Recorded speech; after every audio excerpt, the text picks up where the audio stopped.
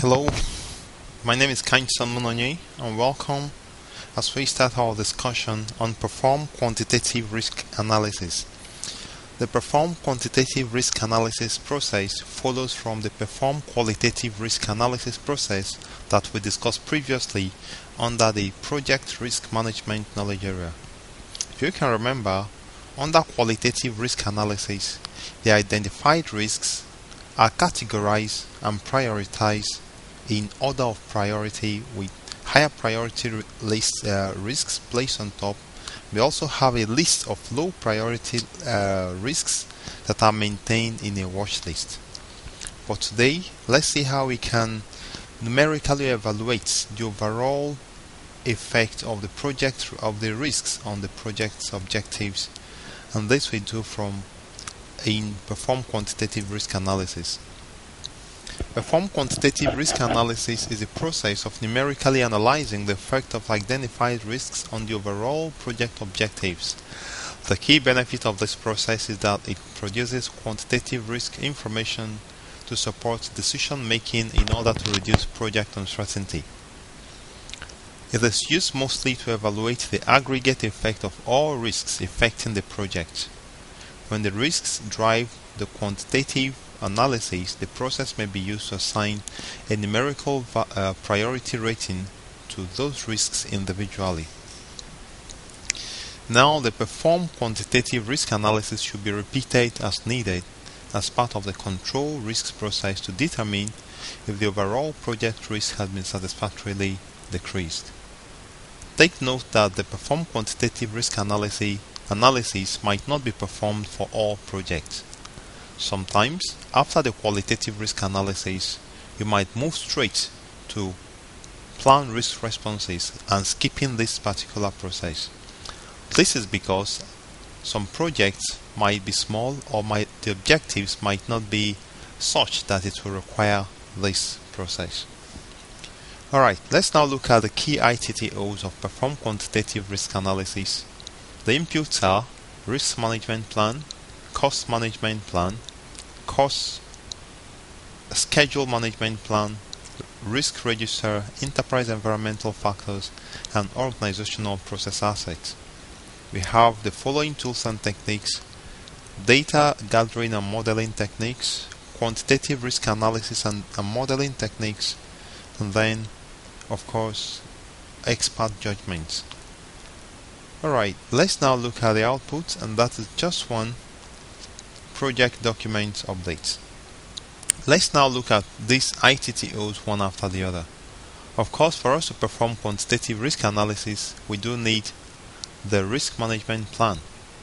But then, why do we need the cost management plan? Because the cost management plan may give some guidelines on establishing and managing reserves. The same thing with schedule management plan. Remember, the reserves refers to buffers or contingencies that has been set aside for managing risks that has been identified.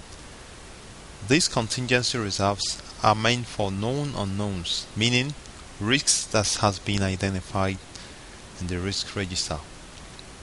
Well, of course, we do need the risk register, which is an output of the identify risks process, which contains a list of all the risks and their characteristics. Enterprise environmental factors such as industry studies or similar projects by risk specialists can affect the quantitative risk analysis process, and of course, organizational process assets might include information from prior or similar projects that has been completed. Alright, let's now look at the tools and techniques. We'll have to spend some time in these tools and techniques so that we'll be able to get a clear understanding of what they are all about. The first one is data gathering and representation techniques. Okay, so there are two examples of data gathering and representation techniques that we are going to look at. One is interviewing and two is probability distribution. Interviewing is pretty clear. It's a technique used to draw experience from other persons, or it may be from historical data, and use this experience to quantify the probability and impact of risks on the project objectives. The information needed depends upon the type of probability distribution that will be used. Take note that if we are performing quantitative analysis, we are talking about numerical analysis. So whatever information you are going to use, you apply it to create a probability distribution. When we are talking about data gathering and representation techniques, so the data gathered has to be represented, and here we are saying that information will be gathered on optimistic, pessimistic, and most likely scenarios for commonly used distributions. So now probability distributions is a second example of data gathering and representation techniques following interviewing. Continuous probability distribution, which are used extensively in modeling and simulation, represents uncertainty in values such as duration of scheduled activities and cost of project components. We also have discrete distributions can be used to represent uncertain events such as the outcome of a test or a possible scenario in a decision tree. So when we talk about probability distribution as one example of data gathering and representation techniques, think about two widely used distributions, and that is beta distribution and triangular distribution. That is presented right here in the next slide. So these distributions depict shapes that are compatible with the data typically developed during the quantitative risk analysis.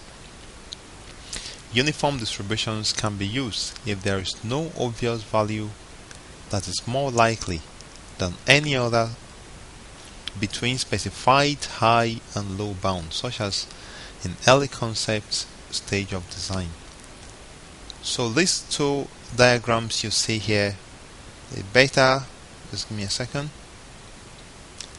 the beta and the triangular distribution. There are two types of continuous distribution, beta and triangular, so keep it in mind. So just a recap: data modeling and representation techniques, we have interviewing, we also have probability distributions, and in probability distributions we have the beta distribution, and we also have triangular distributions as aspects or types of continuous distributions. Then we also have discrete probability distribution as well as uniform distributions. The second tool and techniques used for quantitative risk analysis and quantitative risk analysis is quantitative risk analysis and modeling techniques. And commonly used techniques use both event-oriented and project-oriented analysis. We'll look at three of them in this presentation. One of them is sensitivity analysis, and secondly we have expected monetary value analysis, and finally we have modeling and simulation. Okay, so let's start with the first one. The first modeling technique, risk analysis and modeling technique, is sensitivity analysis. Sensitivity analysis helps us to see which risks have the most potential impact on the project, and it helps us to understand how the variations in project objectives correlate with the variations in different uncertainties. And conversely, it examines the extent to which the uncertainty of each project element affects the objective being studied, when all other uncertain elements are held at their baseline values. So take note, sensitivity analysis is an aspect of risk analysis and modeling techniques. It helps us to examine the variation of a particular variable when some other elements are held constant. A typical display of sensitivity analysis is a tornado diagram, which I'll show you shortly. This tornado diagram is useful in comparing relative importance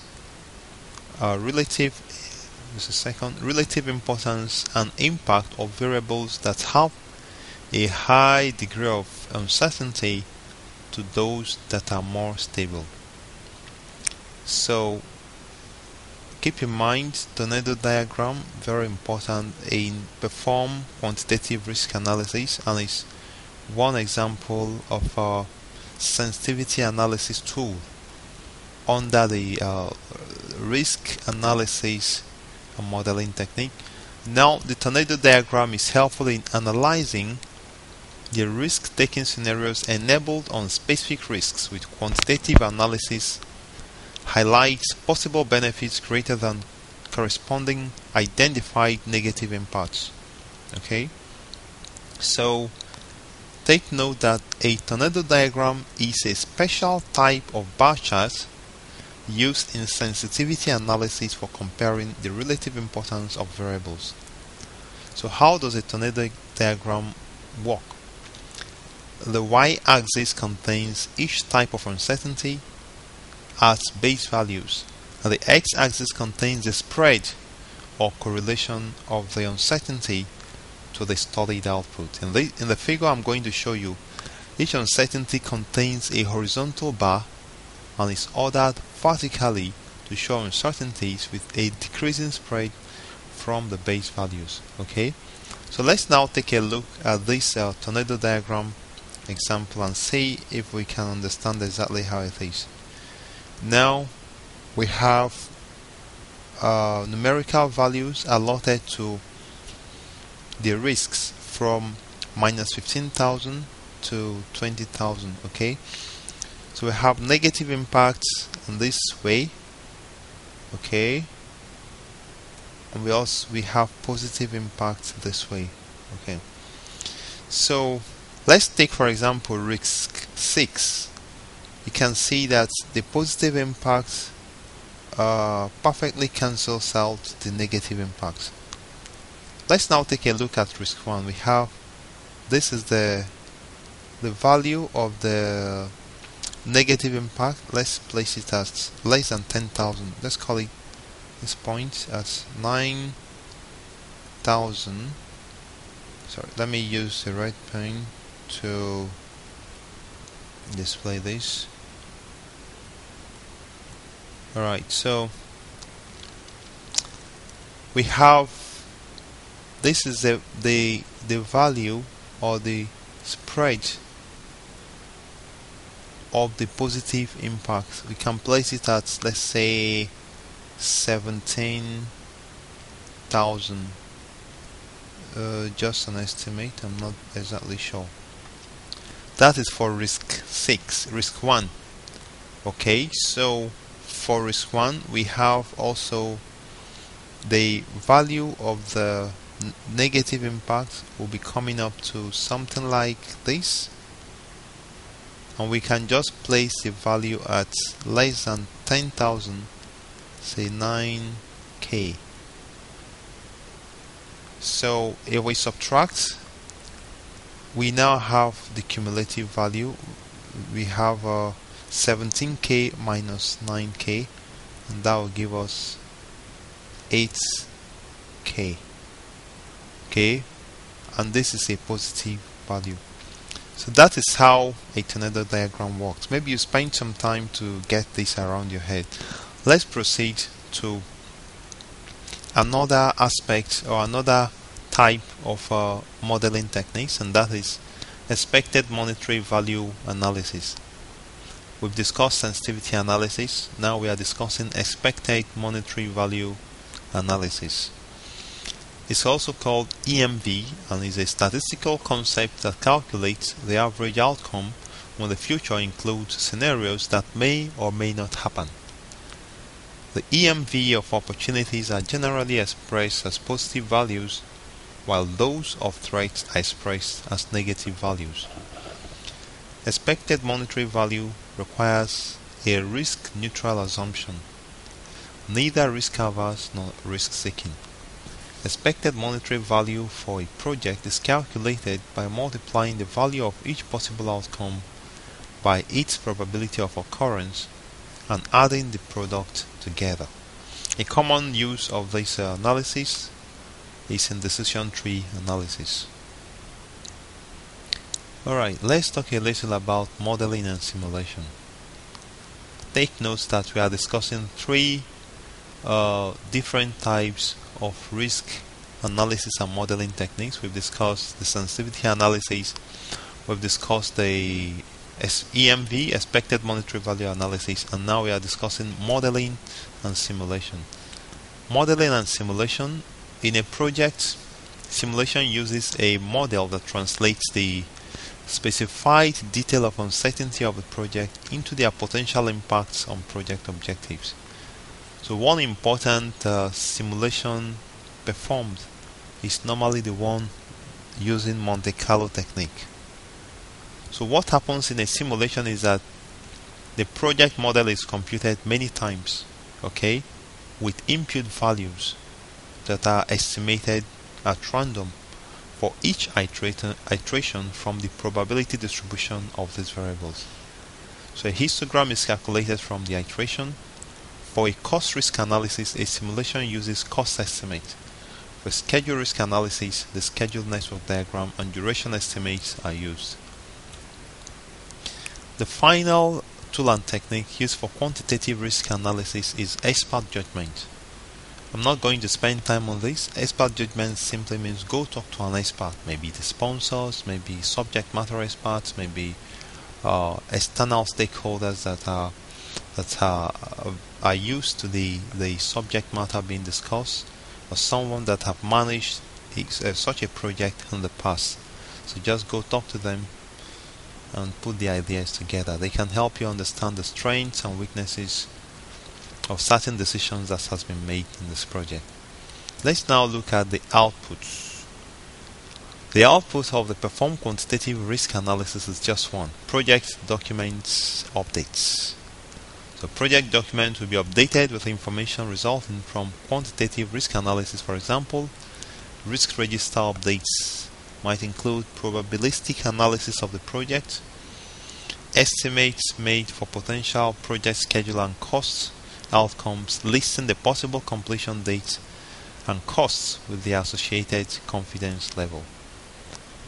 So other documents that might be updated includes probability of achieving cost and time objectives. I'm not going to read all of these, but spend some time trying to understand these updates that needs to be made.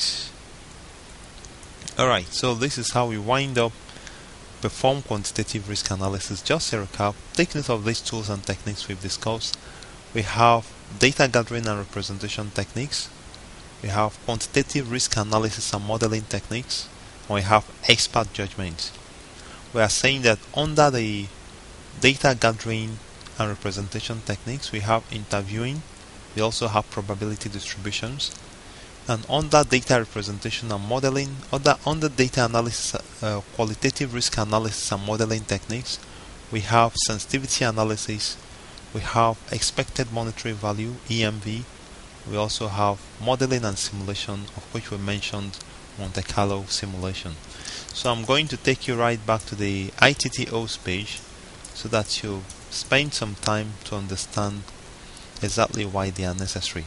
I'd like to thank you very much for joining me in this presentation, and please join me in my next presentation as I'm going to discuss planned risk responses.